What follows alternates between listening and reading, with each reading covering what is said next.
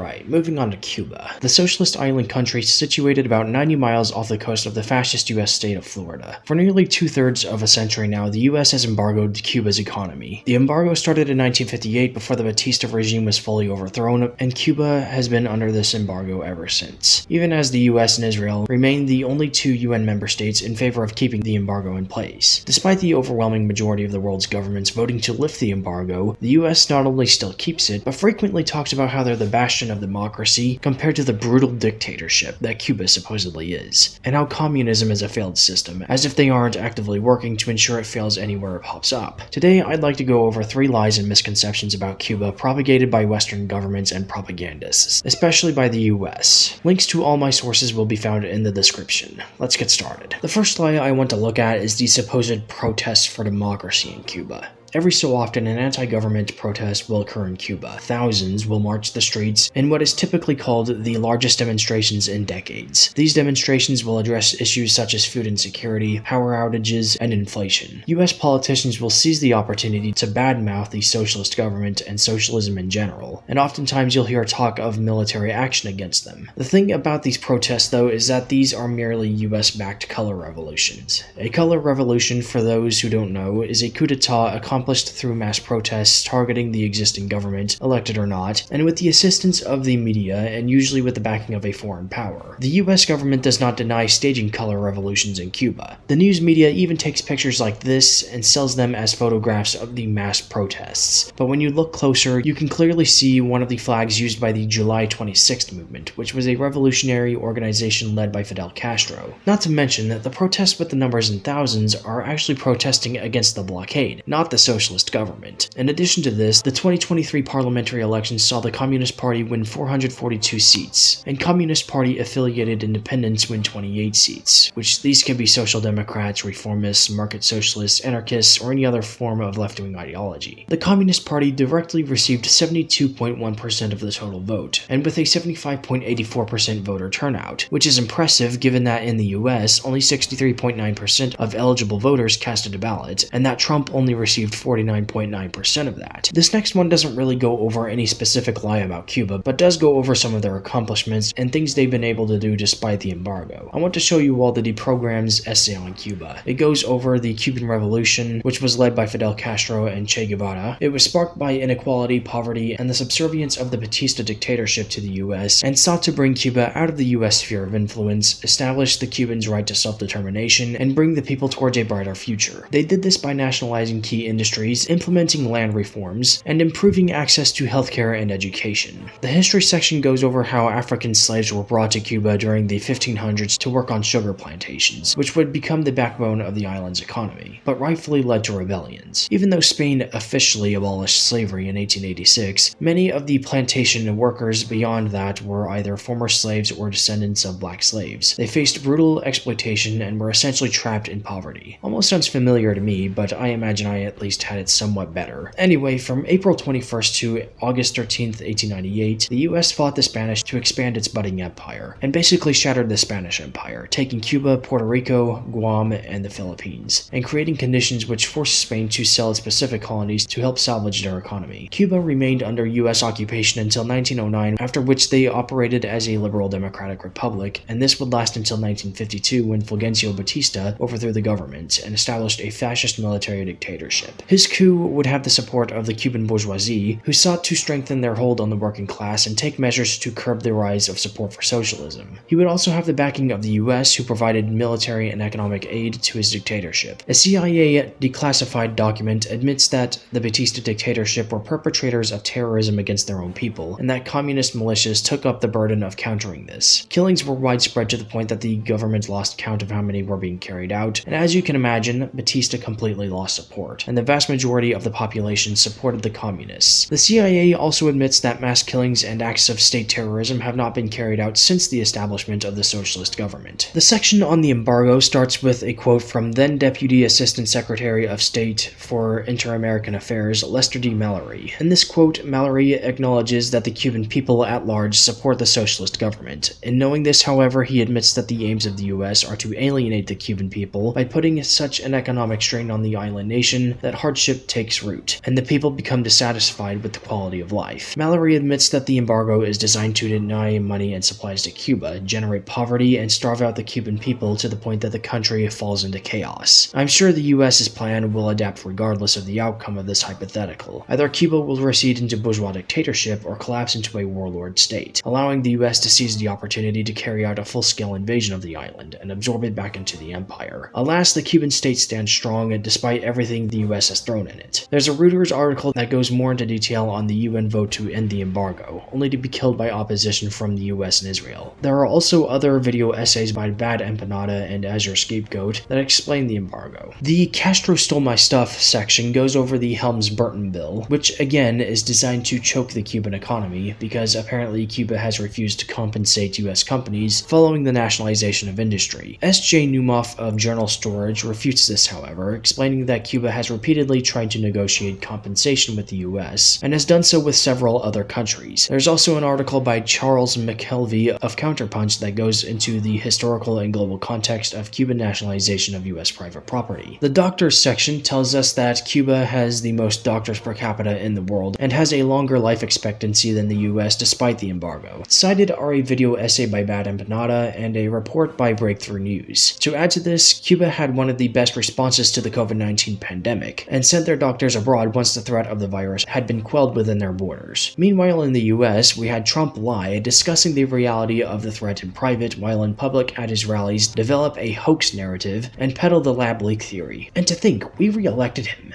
Like, what the fuck? The democracy section doesn't really say much, just cites a few video essays, links to which will be in the description. I've already explained in this video that the most recent parliamentary election in Cuba saw the Communist Party receive an overwhelming majority of the vote, and with a decent voter turnout. Elections in Cuba are held every 5 years, and the next will be held in 2028. There's a section that goes over LGBTQ+ rights in Cuba. Liberals are quick to point out that socialist experiments and historical figures have not been kind on the topic of LGBTQ+ people and their rights. Obviously, sentiments shift over time, as do ideologies evolve. Homosexual rights and trans rights are workers' rights or human rights. But anyway, the essay goes over how homosexuality was stigmatized and even criminalized during the Batista regime, and these policies continued well into Castro's administration. It wasn't even until 2022 that same-sex marriage was legalized. But make no mistake, it is legal. And Cuba is seen as a symbol of progress throughout Latin America. Castro even admitted that the persecution of homosexuals under the socialist government was a mistake and has assumed full responsibility for it, showing that, yes, socialists are capable of self-criticism, and also that under socialism, people will be able to criticize the government without being sentenced to life imprisonment in a labor camp. With Cuba's legalization of same-sex marriage, they marked the month of May for LGBTQ+ History Month. Parades are held every month in Havana celebrating LGBTQ+ people and their rights to coincide with the International Day Against Homophobia, Biphobia, and Transphobia, which occurs on May 17th. Cuba also passed a new family code with this, which included 400,000 proposals from the Cuban people, which were submitted to the National Assembly of People's Power to be evaluated and included in the draft. The draft went through 25 revisions over the span of 3.5 years. The vote for the referendum saw a 74% voter turnout, and the family code was approved 2-1. The process by which this family code was formed and passed is an example of participatory democracy and a lesson in democratic centralism. There are other resources to learn about Cuba from, video essays and podcasts. I highly recommend checking them out, links will be in the description. All it costs is an open mind and a willingness to change your perspective when presented with new evidence. The next one also doesn't really go over any particular lie, I guess, but it does go over the life story of Che Guevara and what he accomplished during his time. I'll be going over the essay written about him by the Deprogram. Link to that will also be in the description. It's a fairly short read. Here are the details. Born in Argentina, Ernesto Che Guevara had a wide range of knowledge and talents. He studied Marxist theory and politics and went on to become one of the leading figures of the Cuban Revolution. He was also a physician and a military theorist. Following the revolution, he worked as a diplomat for Cuba and also authored several books. Che would be radicalized during his time in medical school as he traveled through South America and witnessed rampant poverty, widespread hunger, and disease, which he concluded was a result of US imperialism and Western exploitation of the global South. After helping push for social reforms in Guatemala, he saw the increasingly left-leaning government be overthrown in a CIA-backed coup, which only proved what Che already suspected about the US and the capitalist system. Che eventually went on to join the July 26th movement and played a quintessential role in overthrowing the Batista dictatorship in Cuba. Che would play key roles in the socialist Cuban government, which included reviewing appeals from war criminals that were sentenced to death by firing squad. He also had roles as Minister of Industries, President of the National Bank, Instructional Director of the Cuban Armed Forces, and diplomat. And throughout his various roles, he instituted land reforms, spearheaded a successful nationwide literacy campaign, and traveled the world to represent the new socialist government. Che also helped train the soldiers that went on to repel the Bay of Pigs invasion. Among his writings include a guerrilla warfare manual and a memoir about his travels in South America. He would eventually take his journeys beyond Cuba, fomenting proletarian uprisings and socialist revolutions, only for his life to be cut short upon being captured in Bolivia by the CIA. Additional resources can be found for those who wish to learn more about Che Guevara. Links to these will also be found in the description. Again, all it costs is a willingness to learn and the ability to challenge established beliefs that have been ingrained as a result of a lifetime of neoliberal, anti-communist rhetoric. In my closing message, I want to speak to Floridans especially. Do not let the government think for you. Do not let politicians think for you. Do not let propagandists think for you. Do not let laws think for you. I mean, honestly, I feel like it's only a matter of time before harboring socialist and communist political beliefs is banned in the state of Florida. But they have banned several books from schools, they've banned political events from happening within public areas, and are even trying to ban the Democratic Party by wording it as a party that previously advocated for slavery, which, as much as I hate to even look like I'm defending the Democrats, would none of this be a violation of the First Amendment? Trust me, the irony of citing the Constitution is not lost on me. My point is, though, these people do not care about concepts such as freedom or liberty. These people do not care about your constitutional rights, and neither do the Democrats for that matter. The Constitution means nothing to anyone in power, whether they're in Tallahassee or DC. Their only check is their ability to maintain or strengthen their control over the masses, and their only balance is the potentiality to profit. It's why increasing the minimum wage has been an ongoing battle for almost 20 years, yet abortion bans are proposed and passed within months, if that. Liberalism has failed, conservatism is morally bankrupt, and capitalism is corrupt. I could go on all day about how certain tragedies that occurred under socialism are twisted into intentional plots by the government to carry out oppression and death. Stop freezing at the term Holodomor and giving up and going, oh, so socialism is evil. Do your own research. Read theory. Also, look into how material conditions improved for countries following their socialist revolution. Again, I could go on all day about how Russia went from a war-torn, semi-feudal backwater to a spacefaring nuclear superpower in just 40 years. Learn the theory and look into how socialism has actually worked out for countries that have tried it. And please, I know I'm one to talk about organizing because I'm not really involved with any particular organization, but Floridans especially. Please organize and fight back. DeSantis, if not paving the way for it, is quickly becoming the Batista of your state. Every year on November 7th, every Victims of Communism Day, hold rallies and protests en masse. Hold these events in public too. Do this where DeSantis wants you to not do it. These people deserve to know that the 100 million killed thing is a bold-faced lie, and that in that figure, fascists are included, Wehrmacht soldiers, and SS officers. The people deserve to know that if they are wondering what they would be doing in 1933, they are already doing it. And that's where I'm going to drop the mic. Ladies and gentlemen, thank you for watching this video. If you learned something from it, please give the video a thumbs up to make sure that this video is relevant in the algorithm. Share the video with your friends and family, each one teach one. Comrades, please help debunk further lies, and add context to points I bring up in the video. That way people who decide to look at the comments section that aren't quite sold can learn a little more. Not just about Cuba, but about socialism, communism, socialist historical figures, and other socialist experiments. Please also subscribe for more content like this, as there will be more, and click the bell to get notified when I upload. Thank you for watching, and I'll be back soon with another video.